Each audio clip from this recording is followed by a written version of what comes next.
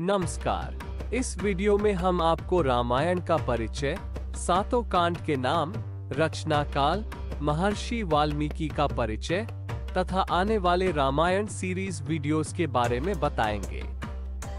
वाल्मीकि रामायण हिंदी में रामायण एक संस्कृत महाकाव्य है जिसकी रचना महर्षि वाल्मीकि ने की थी।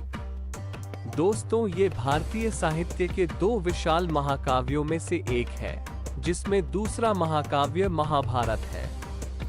हिंदू धर्म में रामायण का एक महत्वपूर्ण स्थान है, जिसमें हम सबको रिश्तों के कर्तव्यों को समझाया गया है। रामायण महाकाव्य में एक आदर्श पिता, आदर्श पुत्र, आदर्श पत्नी, आदर्श भाई, आदर्श मित्र, आदर्श सेवक और आदर्श राजा को दिखाया गया है।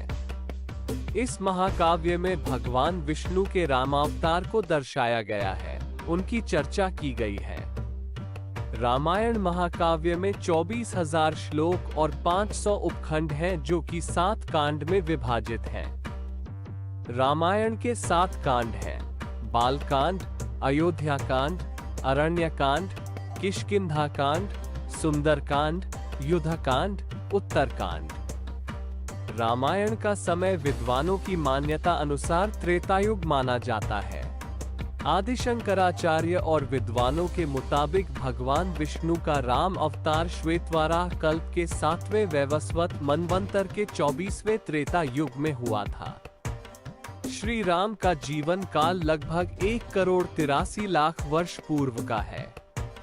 इसके वर्णित प्रसंग में भुशुंडी रामायण, पद्म पुराण, हरिवंश पुराण, वायु पुराण, संजीवनी रामायण और पुराणों से प्रमाण दिया जाता है।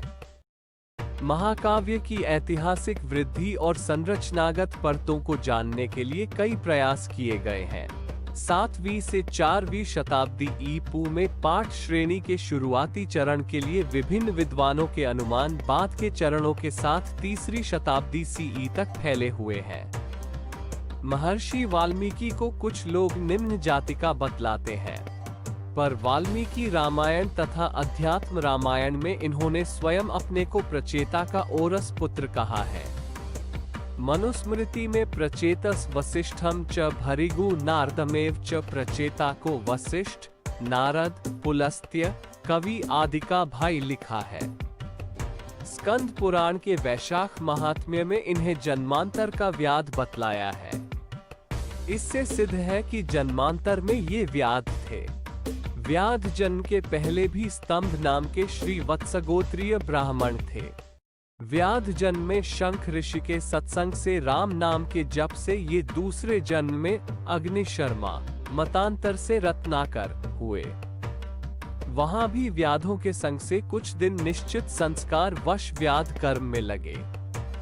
फिर सप्तर्षियों के सत्संग से मरा जप कर वल्मीक, दीमक का लगाया हुआ मिट्टी का ढेर पड़ने से वाल्मीकि नाम से ख्यात हुए और वाल्मीकि ने रामायण की रचना की। बंगला के कृत्तिवास रामायण, मानस, अध्यात्म राम, आनंद रामायण, राज्य कांड, भविष्य पुराण प्रतिसग में भी यह कथा थोड़े घुमाव फिराव स्पष्ट है।